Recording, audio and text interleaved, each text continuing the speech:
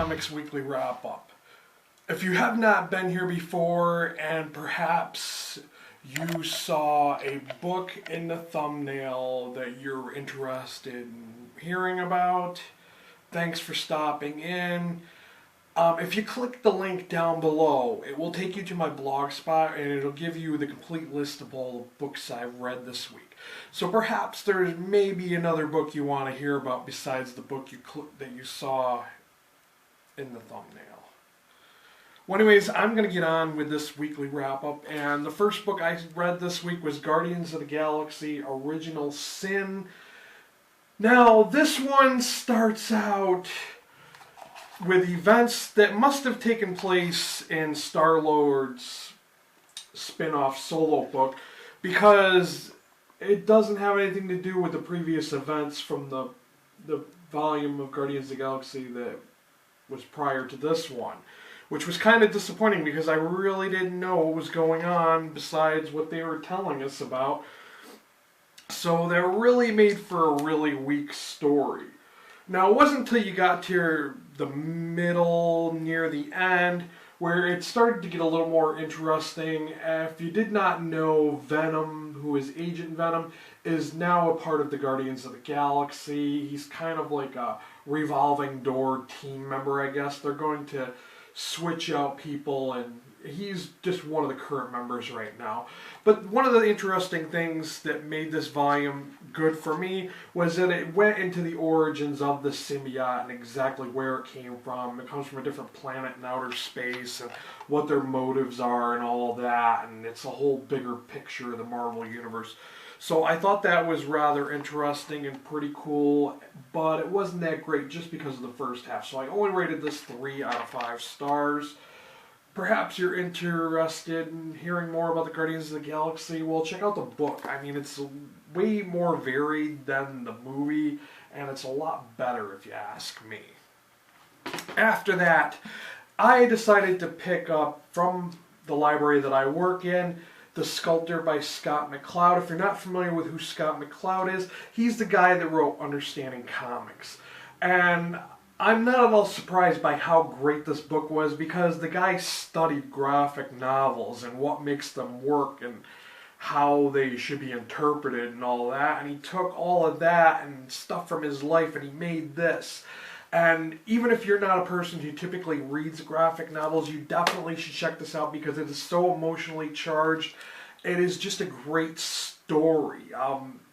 The artwork is very basic and plain. It's all in shades of gray and blue, but it's more than just the artwork. It is the storytelling itself that made this story really great. I could go on and on about this, but I don't want to make you guys sit through a very long video. So if you click the second link down below, it will take you to my review of The Sculptor on my blog spot, where you can read a little more about this book, because I know that's one of the disappointing things when you go to hear about reviews of this book. Nobody really says anything. They just say how strong and how great this book is, but they never really give you anything. Like, I had no clue what this book was about until I actually read it. And some people prefer that. Some people just want to know that it's a great book and just go into it blindly, not knowing what's going on. But I'm not, it's spoiler-free review, so feel free to click that link and you can learn more about it. I did rate this 5 out of 5 stars. I thought this was an exceptional read, although at first when I started reading it, I thought it was going to be one of those overly hyped books that just everybody tends to give a great rating just because it's trendy. That is not the case with this book, so feel free to check this one out. It is definitely Next a up we good have read. Teen Titans, The Trial of the Kid Flash. I do have to admit that I thought this one was going to be really great. I really anticipated reading this because from the previous volume, the Titans get sucked into this portal and they end up going through different periods of time. So I thought this was going to be really exciting and it was going to show the future that Kid Flash is from, and it kind of does, but it has so many twists and turns, and I don't want to reveal too much, but there was one really stupid, plot twist that happened that just made no sense, and they never really went through with it. Like, this book seemed more like an ending of the Teen Titans than even like a lineup change, because like there is a whole new lineup of Titans at the end. Some of the older ones return, and some of the older ones just kind of fell off. Like, they don't really explain even what happened to Superboy. He just kind of disappears. So I really felt let down by this. It was just really mediocre, and I only rated this one 3 out of 5 stars. Just because it was just so... It was so chaotic, and it just didn't really follow too much of a path. And like I said, it felt more like an ending to a series than anything. After that, I picked up Red Hood and the Outlaws, The Big Picture. This is volume 5.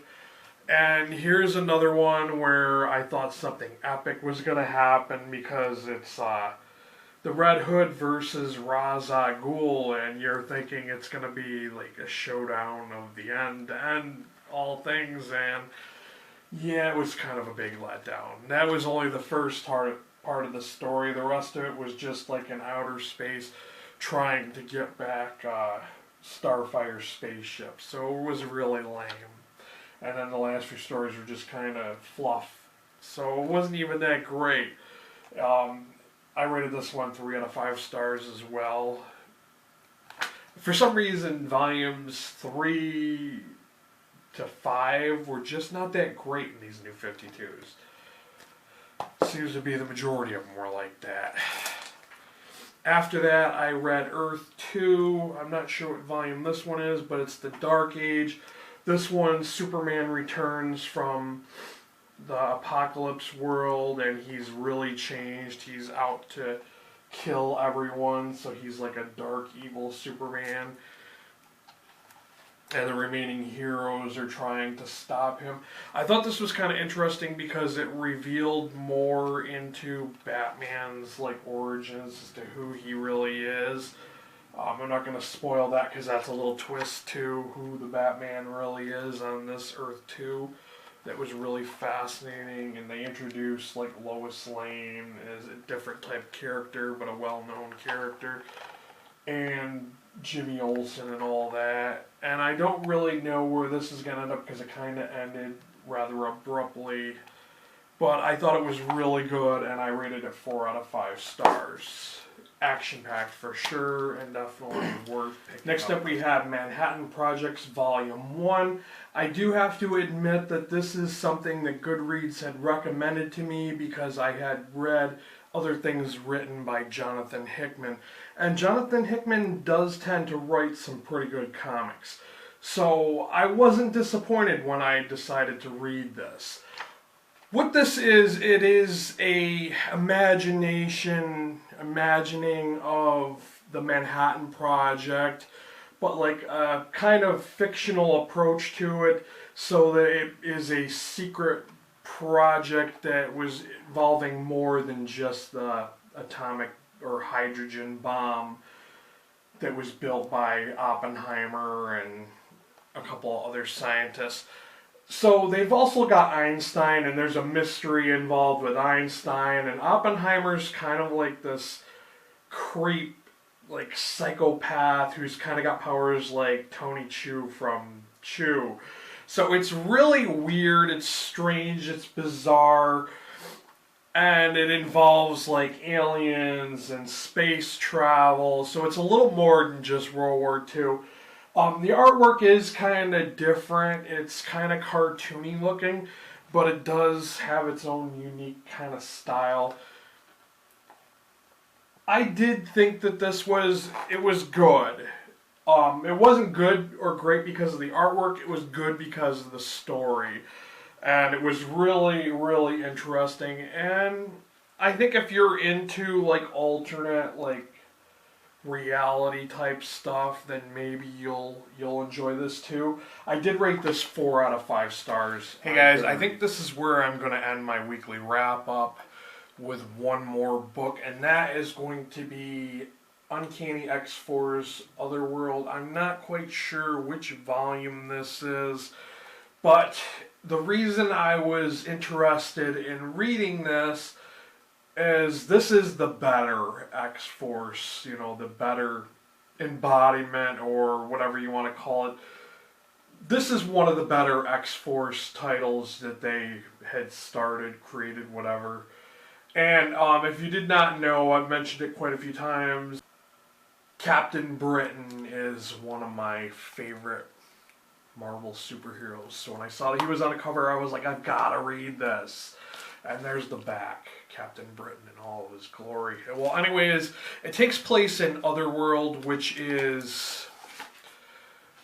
It's like this place between dimensions and all the different Earth dimensions. Captain Britain's core group, they like guard these dimensions and they try to prevent like major catastrophes from happening in these alternate realities. So it was kind of interesting. And well, anyways, I can't even think of it. Fantomex and Psylocke get kidnapped by Captain Britain and his corps because they want to put Fantomex on trial for having killed they call Baby Apocalypse. Well, it was the little kid Apocalypse. So, and because he killed him, they want to put him on trial, and they want to basically wipe Fantomex from ever existing, because Fantomex only exists in the Earth 616 reality, I guess, that he is not in any other dimension. So they say he's an anomaly to begin with, and that he shouldn't exist. So they try to get rid of him, and I'm not going to spoil what happens. But a lot of people were complaining about the artwork because it's done like digitally. It's obviously like digital paints, and it just looks so awkward and crude. Although the story was just okay. It was a little weird, but then like the very ending all took place in the Age of Apocalypse. So like I don't know why it was like that, but and then the continuation of that, if you want to find out what else happens, you have to pick up the newer Age of Apocalypse books. So I wasn't really too happy to see that, and I was like, oh really?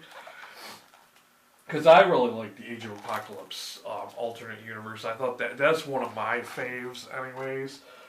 But yeah, so I only rated this one 3 out of 5 stars. It's just okay. It was kind of lacking story-wise, but it is what it is. So, you know, as I always say, questions, comments down below. You know, if you've read any of these, let me know what you thought of them. And thanks for watching. Until next time, later guys.